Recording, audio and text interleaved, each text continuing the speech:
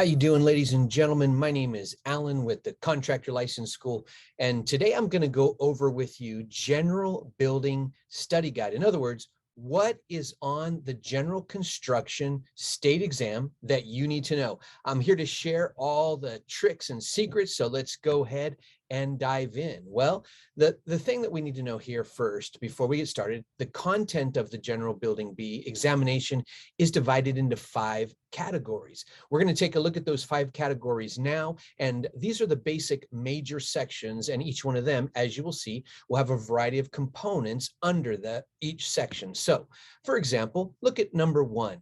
We're going to talk about planning and estimation.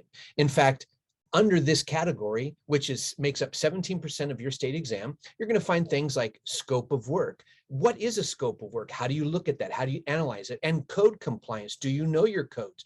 Do you know where to find your codes? Design and construction error identification. What is your process? How do you do that? Shop drawings, plans, blueprints. Can you read blueprints? Especially for those of you doing a B license construction license, or even an A, those two really heavy on blueprint reading. You gotta know it. The other thing is any other kind of specifications that you need to understand or interpret that are a part of any kind of shop drawings or plans. Now, you also need to do and know how to do field inspection performance. You know, as a journeyman level contractor, as a B licensed contractor, you're going to go out on projects and constantly inspect to make sure that what you expect you inspect, or what you inspect you expect. Okay, you're also going to have to coordinate the project. You need to know, can you manage a project? Well, we're going to learn that also in our school. There's also cost estimation, material, equipment, and labor. All these components make up that first major component, which is planning and estimating. Now, the second part of this, as you can see here, framing and structural components, makes up, look at that, 22% of the state exam. So you're going to see things like subfloor and wall framing. You got to know what that information is. You need to know roof framing. How do you do that? Seismic and load requirements, siding and stucco, decks. These are the components that make up framing and structural components, or that portion of your exam. Also, there's the 3 core trades, or I should say number 3, the core trades, which make up 30%. Wow, that's huge, right?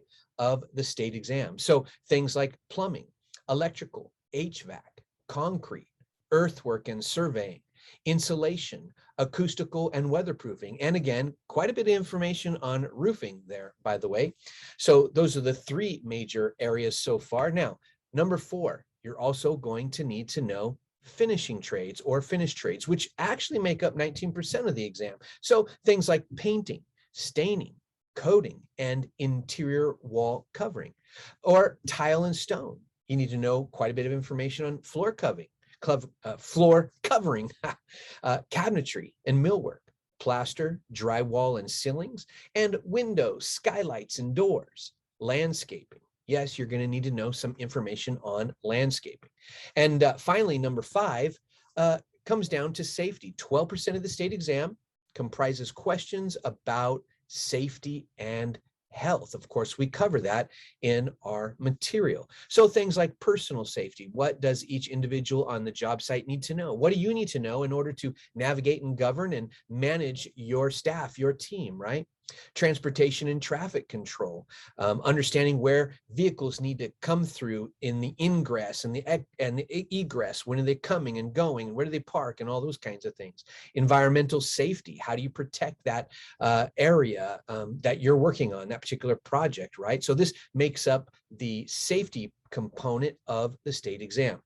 Now, I want to give you a few interesting things here, just some quick tidbits that you know, and things about the test state facility, or the facility that you're going to go to and go take your state exam. Well, you got your test site policy that you're going to need to be familiar with. You need to know, for example, that this is a closed book examination.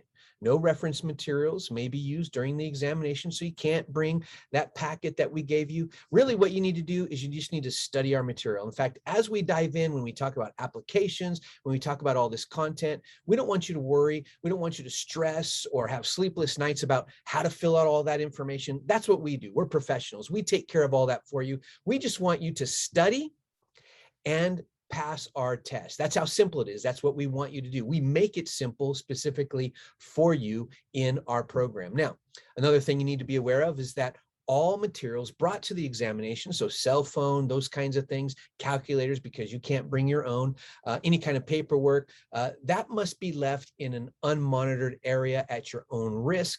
Now, typically at the state testing facility, they do give you a locker, they hand you a lock, and they say, here you go, put your stuff in there. So, go at your own risk, all right? Now, I do want to share this with you. It's important that you understand test strategy, okay? So the exams, both the law and the trade, are going to be multiple choice examinations with your choices that you're going to choose from, 4 choices, I should say, that you're going to choose from per question, okay? So the examination questions written, they're going to be written to provide one best answer. Some of them might look close, and they're designed to trick you a little bit. That's why we want you to pass our test first. But note this, there is one best answer that you need to find.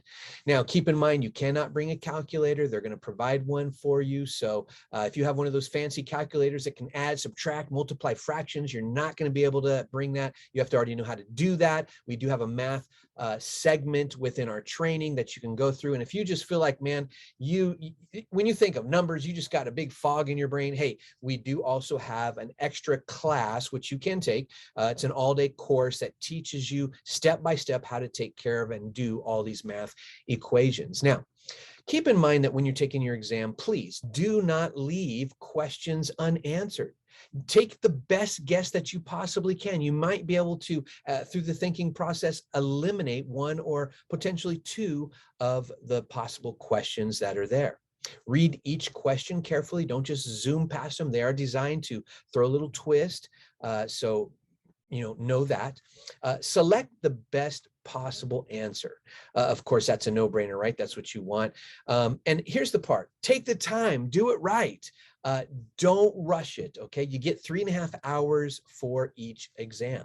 Okay, so that's just some basics on some test strategy. Now, let's look at some sample questions. Now, in the next slide, you're going to see that there are 3 typical examination questions that I want to run through so you can see what they look like, right? Now, the correct answer that you're going to see in our example is obviously underline.